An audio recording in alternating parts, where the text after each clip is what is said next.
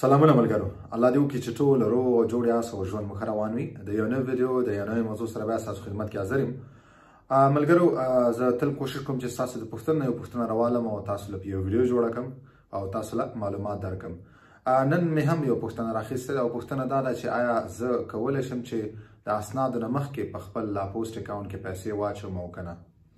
زه غواړم په دې باندې یو څو خبرې تاسو سره وکړم، ځکه دغه پوښتنه څو ځلې مانه شوې ده. ما په مخکې ویډیوګانو کې زما څومره فکر دی، څومره خیال دی، ما په خبرې کړې دي.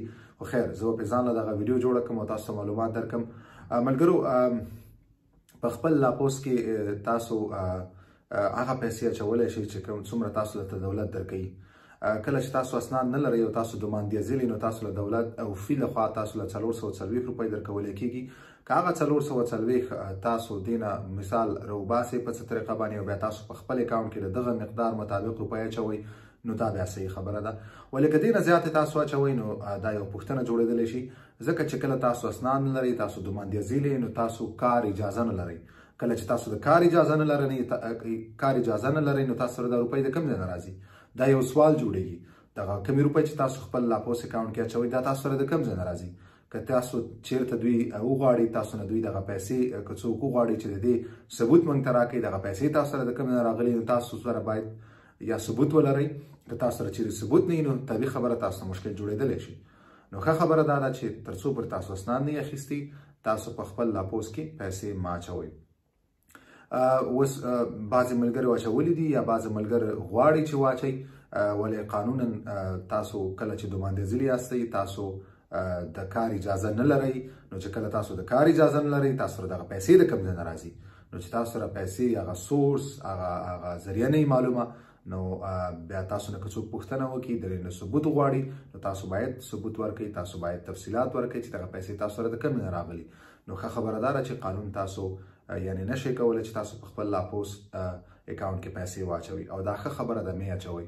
نو هر کله چې تاسو اسناد واخیسته، تاسو کار شروع کوئ، نو بیا ستاسو چې کومه تنخواه ده هغه ستاسو اکاونټ لا پوسټ اکاونټ ته راځي او تاسو هغې نه بیا استفاده کولی شئ. تاسو بیا پیسې اچولی شئ، ویستلی شئ، هغه هم دغه خپلې تنخواه مطابق.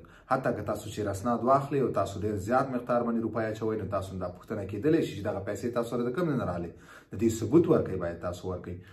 نو که چیرې تاسو دوماندیزلي، تاسو تر دا د اسناد نه اخیستي، بهتره خبره دا ده چې تاسو لا پوسټ کې روپۍ مه اچوئ.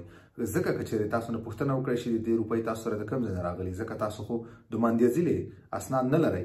نو تاسو چې کله اسناد نه لرئ، تاسو د کار اجازه نه لرئ، او کار اجازه چې نه لرئ، نو تاسو عایدات نه لرئ، یعنې پیسې نشئ ګټلی، نشئ پیدا کولی. نو دغه پیسې بیا تاسو سره د کوم ځای نه راځي؟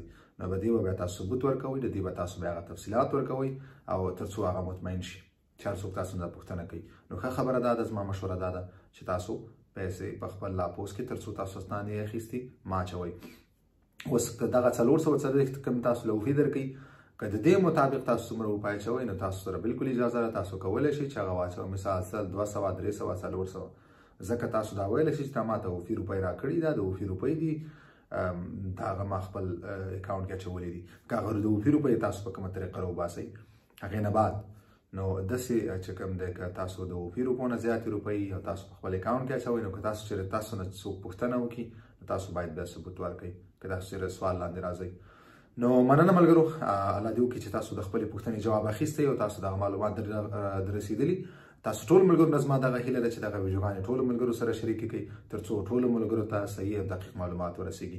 باید موږ تاسو یو بل سره کومک وکړو، یو بل ته لاس ورکړو، تر څو افغانانو ته دلته صحیح معلومات ورسیږي، او تر څو دوی په ژوند کې دلته اسانتیا راشي، دوی د مشکلاتو نه بچ شي.